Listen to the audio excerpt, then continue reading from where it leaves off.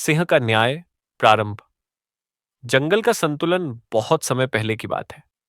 एक घना जंगल था जहां सभी जानवर मिलजुल कर रहते थे। उस जंगल का राजा एक शक्तिशाली सिंह था जिसका नाम था सिंहराज। वह न्यायप्रिय, बुद्धिमान और सबकी भलाई सोचने वाला राजा था।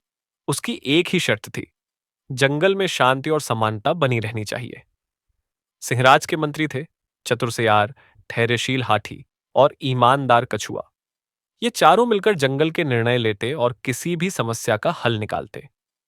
एक दिन जंगल में नया जानवर आया, धूर्त लोमड़ी, जिसका नाम था लुम्बक।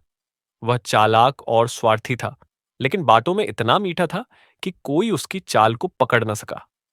मध्य लोमड़ी की चालबाजियां लुम्बक जंगल में सबका दोस्त बनने लगा। वह कभी खरगोश के लिए फल लाता, तो कभी हिरण को गाने सुनाता। धीरे धीरे वह सबकी नजरों में अच्छा बनने लगा, लेकिन अंदर ही अंदर वह जंगल की सत्ता पर कब्जा करना चाहता था।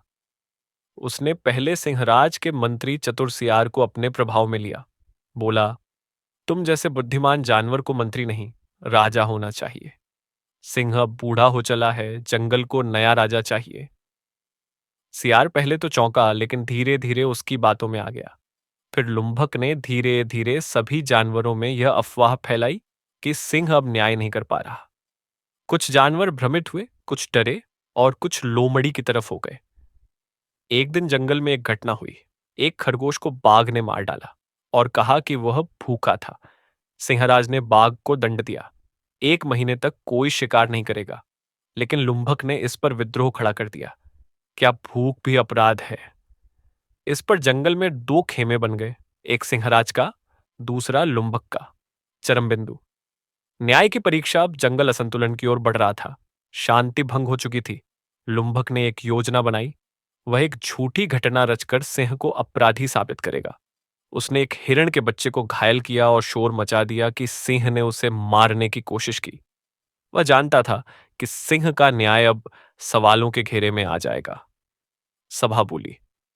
सारे जानवर इकट्ठा हुए। सिंह को आरोपित किया गया। वह शांत खड़ा था। उसकी आंखों में क्षोभ था, लेकिन क्रोध नहीं।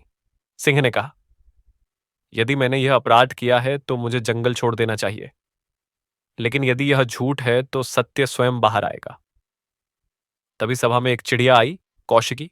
उसने कहा, मैंने उस रात सब देखा। वह लोमड़ी थी जिसने हिरण के बच्चे को घायल किया और फिर उसे सिंह के सामने फेंक दिया। पूरे जंगल में सन्नाटा छा गया। लुम्भक की पोल खुल चुकी थी। समाधान। न्याय की पुनर्प्रतिष्ठा। सभा में फिर से शांति लौटी। सिंह ने सबके सामने कहा, शक्ति से बड़ा असत्य होता है, और जो सत्य के साथ रहता है वही सच्चा राजा होता है। लुम्भक को जंगल से निर्वासित कर दिया गया। चतुर सियार ने शर्मिंदा होकर अपने पद से त्यागपत्र दिया और हाथी को नया मंत्री बना दिया गया। सिंहराज ने सभी से कहा, जो शासन करता है वह केवल सत्ता का नहीं, नैतिकता का भी प्रतिनिधि होता है। जंगल में फिर से संतुलन लौट आया। जानवरों ने मिलकर पेड़ लगाए, जलस्रोतों की रक्षा की और अपनी एकता को मजबूत किया। नैतिक शिक्षा। झूठ और स्वार्थ से सजी चालें कुछ देर के लिए सफल हो सकती हैं, लेकिन अंत में सत्य और न्याय की ही विजय होती है।